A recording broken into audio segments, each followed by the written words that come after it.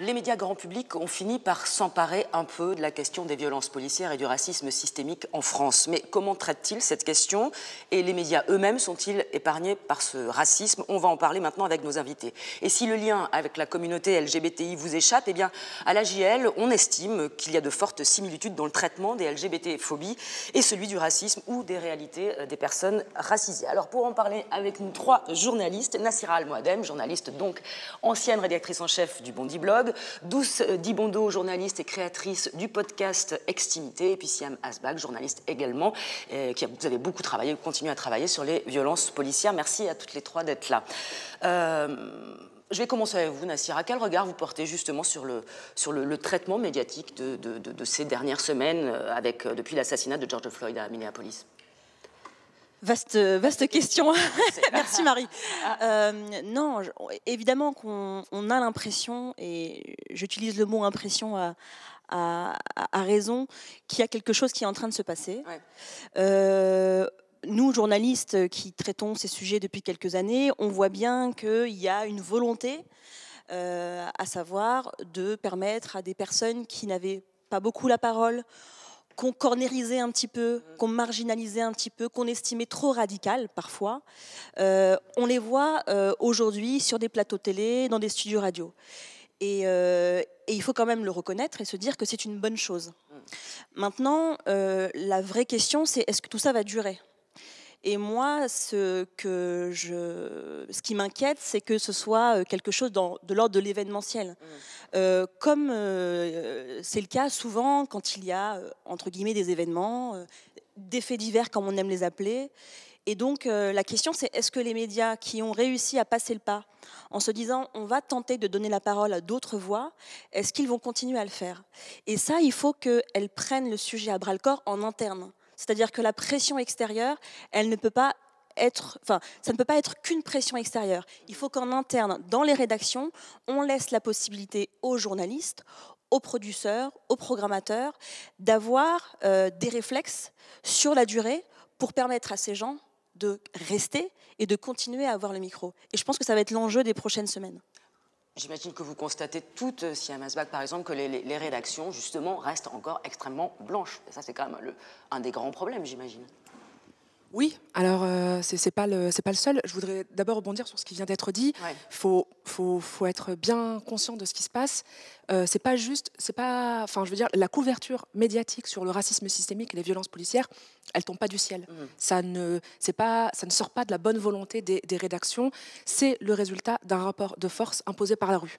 C'est le résultat de mobilisations, alors menées par plusieurs comités de lutte contre les violences policières, menées par la jeunesse et imposées aussi par les réseaux sociaux. Ce qui se passe, c'est que les médias sont en concurrence en fait avec les réseaux sociaux et ces nouvelles plateformes qui permettent à ces voix-là d'émerger, qui ne demandent pas l'autorisation, qui sont là, qui s'expriment librement, de manière radicale, avec les mots du camp décolonial finalement, les mots de l'antiracisme politique, et qui ont fait ces dernières années une irruption comme ça, une entrée fracassante dans le débat public. Est-ce que, oui ou non, il faut diversifier finalement les rédactions? Oui, c'est extrêmement important. On le sait, les rédactions ne sont pas à l'image de la société. Sur la question du racisme, il y a évidemment un décalage finalement entre les journalistes et les personnes qui sont victimes du racisme, les sujets dont ils parlent notamment sur les quartiers populaires, etc. Mais ce ne sera pas suffisant. On ne peut pas réduire cette question-là à une question de diversité. Je veux dire, c'est pas suffisant de colorier comme ça finalement les rédactions. Ce qu'il faut, c'est des changements en profondeur. C'est qui produit l'information, qui a derrière, qui est à la tête de la rédaction. Ça aussi, c'est important.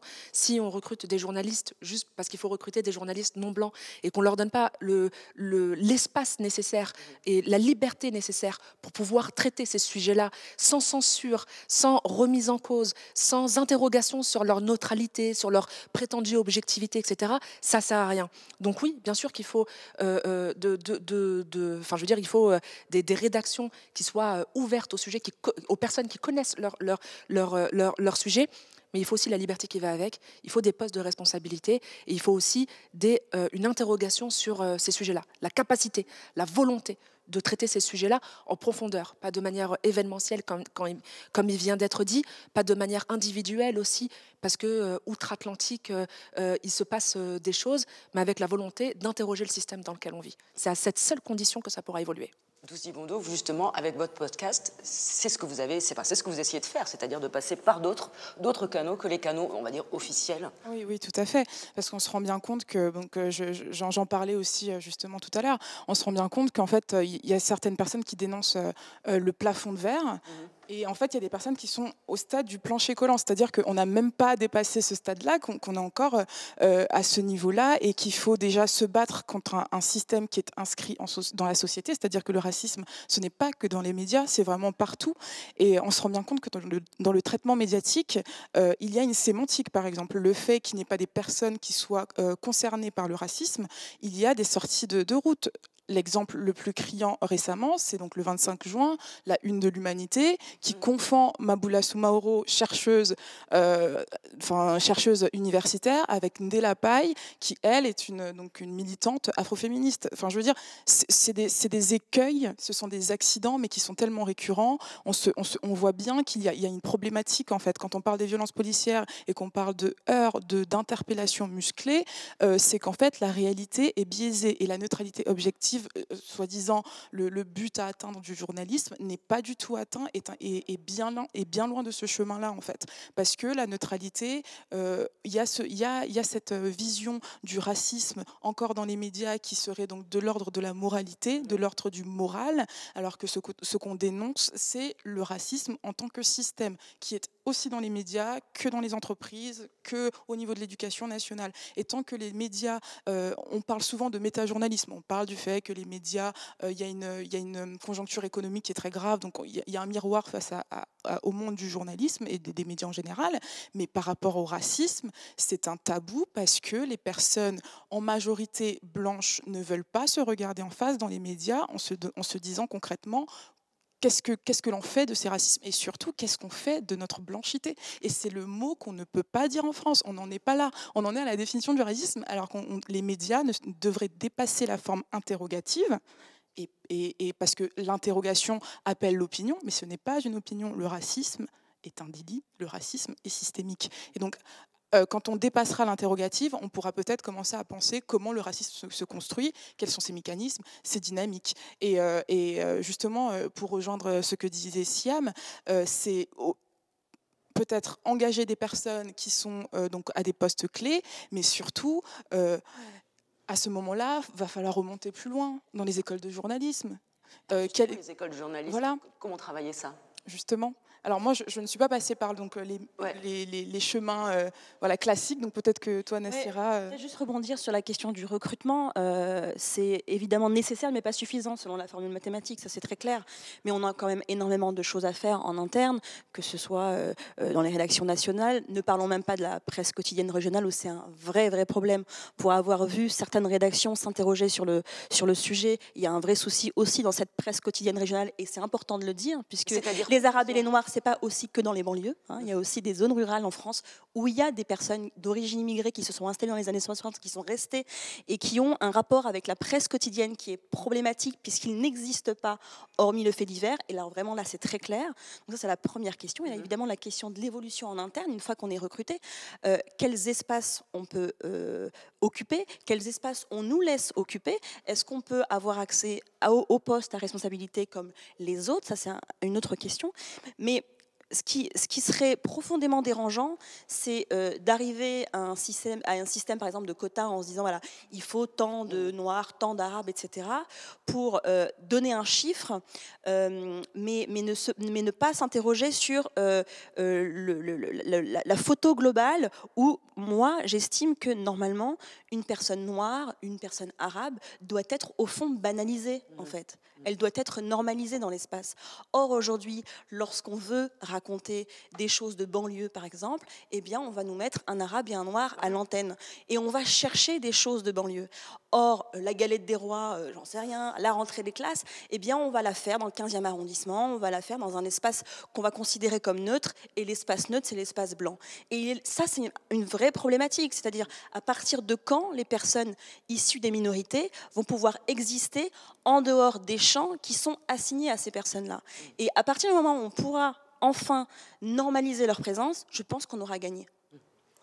Siam ? Oui, en fait, juste la question de la diversité, moi, elle me fait toujours un peu, elle me titille toujours un peu, parce que je me dis, il ne faut pas que ça devienne aussi le géant ami noir de la presse française. C'est-à-dire que si le but, c'est d'avoir, de se dire, oui, mais on a un journaliste arabe et noir et de pouvoir les compter, etc., mais en fait, frère, ça ne t'empêche pas de te poser les questions liées à ta manière de traiter ces sujets-là.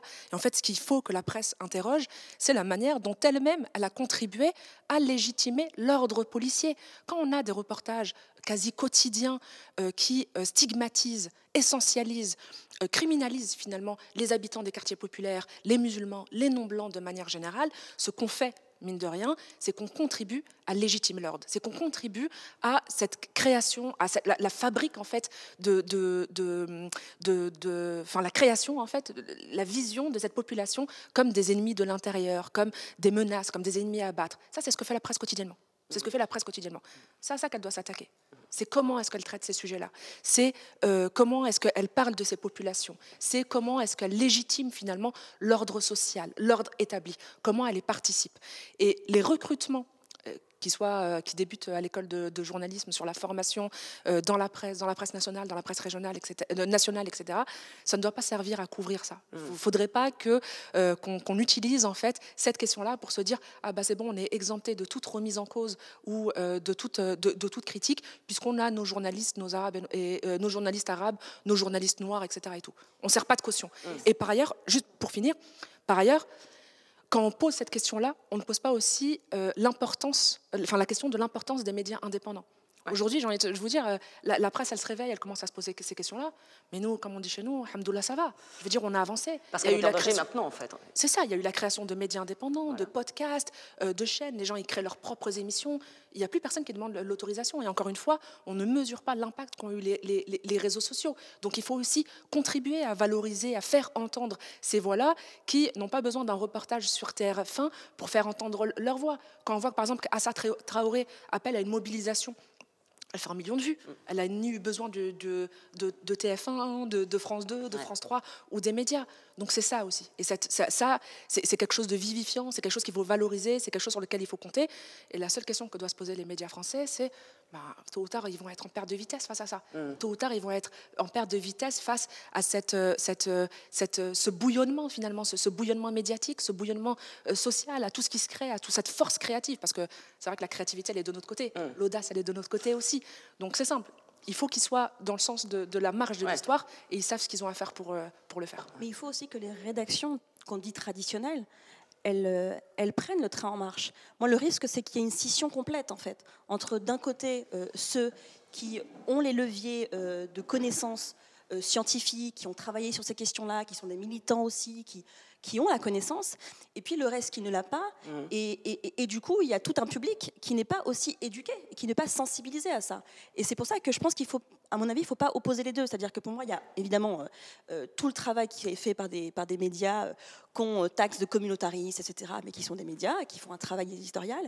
Mais il faut que ça aussi, ça puisse imprégner les rédactions classiques, parce que l'objectif, il est le même. Il est que chacun existe dans son identité, de pouvoir être traité et vu de manière digne par l'ensemble de la population. Et ça me semble extrêmement important. Et puis la question aussi des écoles. Il faut aussi que les écoles fassent attention, l'ensemble des écoles de journalisme, reconnues ou non, à ce qu'effectivement le recrutement au sein des formations ne soit pas un recrutement du chiffre. Pour la photo, pareil. Parce qu'on a envie d'avoir le label, parce qu'on a envie d'avoir la bonne relation avec les politiques, parce qu'il y a un agenda et parce qu'il y a une pression forte de l'opinion publique d'une partie de l'opinion, en tout cas sur ces sujets-là, il faut que ce soit un vrai engagement, un engagement réel, à la fois sur la forme que ça prend, le fait de recruter des personnes issues des diversités, mais aussi à l'intérieur des écoles, qu'on laisse la possibilité aux étudiants et aux étudiantes qui sont recrutés de pouvoir exister. Ça veut dire quoi? Ça veut dire, par exemple, moi ou toi qui est victime de propos racistes, qui est victime de discrimination, ça existe, j'en ai été victime, moi, en école, et bien de pouvoir d'abord le dire, de ne pas être ostracisé, de trouver des espaces où pouvoir un peu se défouler et puis raconter ce qui nous est arrivé sans qu'on soit vu un peu comme la brebis galeuse, et qu'il y ait des vraies mesures qui soient prises pour faire en sorte que ce soit safe, que ce soit sécurisant pour chacune et chacun de parler. Parce qu'encore aujourd'hui, malheureusement, eh bien, il y en a beaucoup. Moi, je sais que j'ai beaucoup d'étudiants qui viennent me voir sur Twitter, etc., pour me dire, voilà, moi, il m'est arrivé telle chose, je ne sais pas comment réagir, je ne sais pas vers qui me tourner, parce qu'en fait, tout ça n'est pas pensé. Parce qu'en fait, on a voulu ouvrir les rédactions, les écoles, et ce qui est très bien, mais on n'a pas pensé à l'après, on n'a pas pensé à quand eux ils seront à l'intérieur, qu'est-ce qui va se passer, vers qui peuvent se tourner, et puis ensuite, ne parlons même pas ensuite une fois qu'ils sont diplômés. Et ça, c'est un vrai problème, parce que sinon, c'est juste de la pure intention politique qui ne règle pas le problème, en fait, parce que c'est un problème de fond qui dure. C'est pas un problème qui naît uniquement dans les écoles, ça nous poursuit et ça continue. Et il faut effectivement qu'à la base, comme tu le disais, Douce, eh bien, que les écoles réfléchissent, vraiment réfléchissent. Aussi, absolument. Intervenantes qui parlent de ça. Et il faudrait en fait que ces intervenantes aient la chance déjà d'être en rédaction, en fait, d'avoir l'accès en fait aux rédactions pour pouvoir elles justement prodiguer des formations pendant. Enfin, c'est tout un système en fait. Et moi, j'aimerais rebondir sur ce que tu disais, les médias indépendants. Moi, je pense pas qu'il y ait de scission complète en fait. C'est même pas ça. C'est qu'en fait, on le voit très bien, le rapport de pouvoir est différencié désormais. Et il est clair. C'est-à-dire que sur Twitter, les personnes qui parlent dans les débuts des années 2010, il y a eu une consommation de la part des médias sur les sujets sur l'afroféminisme, en fait, sur l'antiracisme, on le voit très bien. Et justement, par rapport à cette neutralité journalistique, les personnes qui étaient concernées, quand elles voulaient proposer ce genre de sujet, ça leur était nié parce qu'on partait du fait qu'être concerné par un sujet, ce n'était pas possible et que ce n'était pas possible de le gérer de manière distanciée. Mais les médias, comme vous disiez, Marie, le podcast, moi, le podcast, on l'a créé parce qu'on s'est bien rendu compte qu'on n'avait plus à attendre l'aval en fait, des grands médias parce que ce n'était plus possible. Le rapport de force, il était autre. Et le podcast, on appelle ce média le média féministe, mais j'irai bien plus loin, c'est un média de la révolte, en fait, d'une certaine manière, pour moi. C'est un média qui est pédagogique, dans lequel la parole est libre, sécurisante, et aussi, on prend corps en fait avec nos réalités et surtout on est expert, on se dit expert de nos vécus et on l'assume. Extimité, on a été taxé d'intello, que c'était un peu trop intellectuel, alors que toutes les personnes qui sont concernées par le racisme, par la queerphobie, par la transidentité, se reconnaissent totalement dans nos sujets, dans les sujets qu'on aborde. Donc ça veut dire qu'en fait, c'est les grands médias qui sont perdus. À chaque fois, on nous disait, ce n'est que récemment qu'on a eu des parutions médias, bon, peut-être tout ce qu'il y a maintenant, bizarrement, les gens se sont souvenus de nous. Mais voilà, c'est ironique. Et on nous disait qu'on ne comprenait pas ce qu'on disait, que c'était trop flou, que c'était trop de niche, mais trop révolutionnaire, etc. Alors que maintenant, ce sont des sujets qui sont traités. Le Monde a sorti un article qui parlait des nouveaux mots sur l'antiracisme. La blanchité, les racisés, mais ça fait combien de temps le décolonial, ça fait combien de temps qu'on en parle? C'est nouveau quand ils le découvrent. Exactement. Et donc, c'est une manière de nier l'apport, le savoir que des militants, des collectifs apportent depuis des années. Et cette propension à regarder aussi les États-Unis, le Brésil, sur les figures qui ont été effacées. On ne parle pas forcément d'Alexandre Dumas en France, mais on ne va pas non plus parler en fait des révolutions en Guadeloupe, en Martinique, etc. Et en fait, pour moi, les médias ont vraiment ce travail à faire au niveau de la prise de conscience. C'est un grand mot que de dire déconstruction, mais avant de recruter, avant d'ouvrir les portes, en fait, il faut que les personnes blanches saisissent le fait que le racisme est un problème de blanc. Concrètement, ce n'est pas aux personnes noires ou arabes ou asiatiques d'expliquer ce que c'est le rapport entre les personnes blanches majoritaires et les personnes noires racisées, en fait, en général. Et ça, je trouve que c'est essentiel. Et on est taxé en tant que journaliste quand on prend la parole sur sur ces sujets de militantes comme si c'était une insulte. Maintenant, en fait, c'est une réalité. Moi, je m'inspire de la sociologie. En fait, il faudrait que les journalistes fassent un peu de sociologie. Juste pour le rappeler, la scission sociologique, Durkheim s'éloigne du journalisme. Au départ, il était plutôt dans cette analyse journalistique, mais il s'est bien rendu compte qu'en fait, la neutralité n'existait pas. Donc, il faut que les journalistes se rendent compte qu'ils ont besoin de situer leur travail, de poser un contexte, de montrer en fait qu'ils ont des billets eux aussi quand ils écrivent des articles et que leurs articles peuvent infirmer ou affirmer l'opinion publique, et c'est essentiel. Il y a des modèles. La BBC, par exemple, elle forme les journalistes en interne au biais justement inconscient, raciste. C'est des formations qui sont obligatoires, c'est pas que celle-là, mais l'ensemble des formations sont obligatoires à l'ensemble des personnels. Donc on a de quoi faire. C'est pas comme si on partait de zéro. On peut s'inspirer d'autres pays, d'autres médias qui ont 10, 15, 20 ans d'avance par rapport à nous. La question, c'est est-ce que les médias le veulent vraiment, en fait ? Siam, je vous donne le dernier mot. On va y aller. La question de la neutralité et de l'objectivité, telle qu'elle est posée par les médias, il faut bien avoir conscience de à quoi elle sert. Elle sert à neutraliser les paroles contestataires. La question de la neutralité, c'est à ça qu'elle sert. Quand on dit qu'un journaliste est militant, ce qu'on dit finalement, c'est que son propos dérange, c'est que son propos est trop contestataire par rapport à l'ordre établi tel qu'il est défendu par les médias. Il faut poser les choses très clairement. Moi, par exemple, je traite la question des violences policières. On dit que je le traite d'une manière militante. Il n'y a aucun problème. Moi, je suis militante quand, dans une affaire de violence policière, je donne la parole aux victimes. Comment est-ce qu'on peut appeler, du coup, les journalistes qui se contentent de la version préfectorale ? Comment est-ce qu'on appelle les journalistes qui se contentent des versions policières ? C'est du militantisme, en fait, aussi.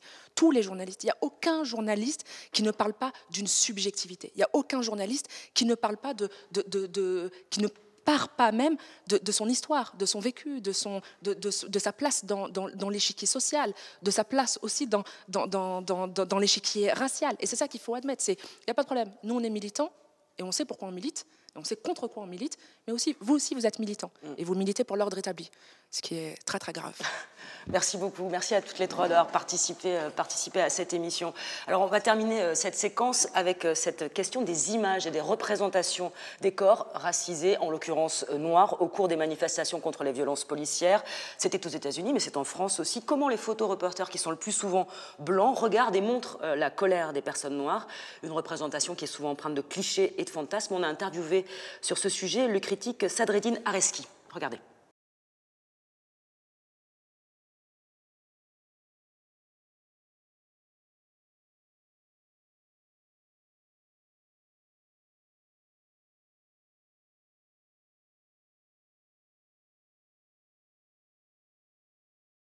La photographie coloniale a participé à imposer une vision de l'autre en fait, qui rejoignait l'idée de colonisation, de l'idée civilisatrice, l'Occident présent en Afrique notamment, pour apporter la civilisation au monde, à ce continent noir. Pour en fait incarner cette idée de domination, il fallait aussi arriver à une forme d'assujettissement, d'asservissement du corps noir qui renvoie à cette nécessité de le domestiquer. Et pour ça, en fait, l'image qui a été imposée par le visuel coloniaux, c'était l'image d'un corps noir qui est plus proche du sauvage que de la culture. Cette image, en fait, du corps noir, souvent nu, on insistait beaucoup là-dessus, ce côté inquiétant, ce côté angoissant, cette violence en fait qui est incarnée dans ce corps-là, qui matérialisait une idée du sauvage. Par réflexion,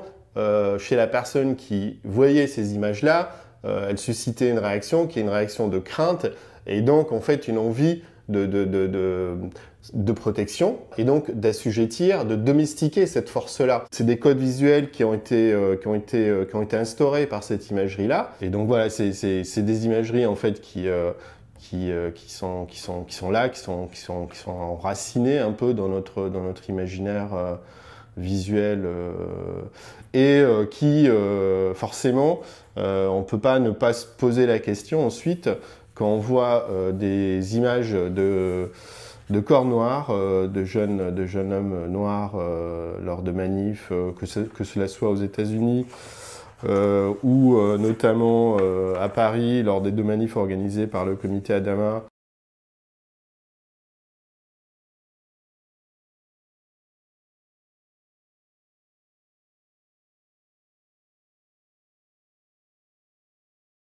Cette image, en fait, a été postée par un photojournaliste de l'agence Myop, Stéphane Lagoutte, qui a réalisé, comme d'autres journalistes, des images.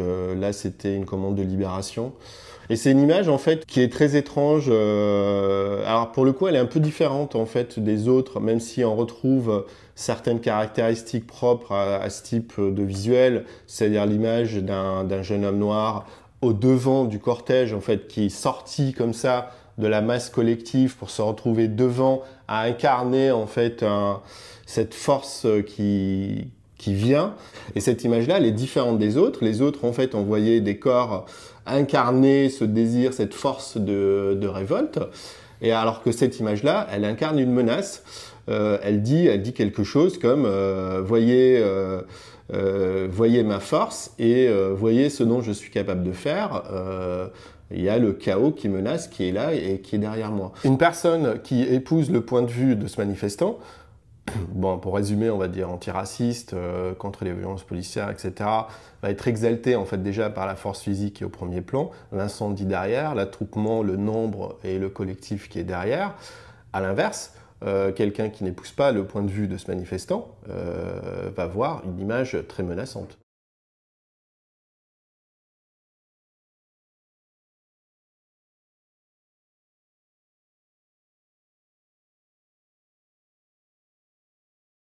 La réalisation de ces images-là, en fait, on s'aperçoit qu'il y a, bon, en tout cas sur la sélection que j'ai faite, c'est des hommes. Bon, c'est pas non plus très surprenant, hein, majoritairement les photographes ce sont des hommes. Il faut dire aussi qu'il y a certains photographes noirs, alors c'est plus aux États-Unis. Je prends cette question-là avec des pincettes parce que je pense pas qu'un photographe noir aura forcément une imagerie en tête très différente, parce qu'on est nourris tous de la même imagerie en fait. C'est juste en fait la capacité réflexive ou de critique par rapport à ces images-là. Quelqu'un qui vit le racisme tous les jours, si un photographe noir prend le métro pour se rendre sur le lieu d'une manifestation et qui se fait contrôler 3 ou 4 fois sur le chemin de la manifestation, peut-être que ça va le conditionner mentalement, moralement, peut-être différemment que le photographe lambda qui se retrouve directement sur le lieu de manifestation. Il y a potentiellement, certainement, des regards différents qui pourraient être portés sur ce type de manifestation et qui pourraient peut-être nous donner à voir en fait des visions peut-être autres que ce qu'on voit. Il y a certainement des codes, en tout cas, tout le monde le souhaite, j'imagine, des codes visuels à revoir, à créer pour permettre de voir ça un peu différemment, à revoir toujours les mêmes stéréotypes. Ces images-là, en fait, c'est comme des bougies qui s'éteignent, en fait, au bout d'un moment, elles perdent de leur force, elles se dévitalisent parce qu'on la voit là, dans un an, on verra le même type de visuel ailleurs, entre-temps, on l'aura vu au cinéma, dans un film, et c'est des images qui nous accompagnent, en fait, et qui finissent par s'éteindre, en fait, qui perdent un peu de leur force.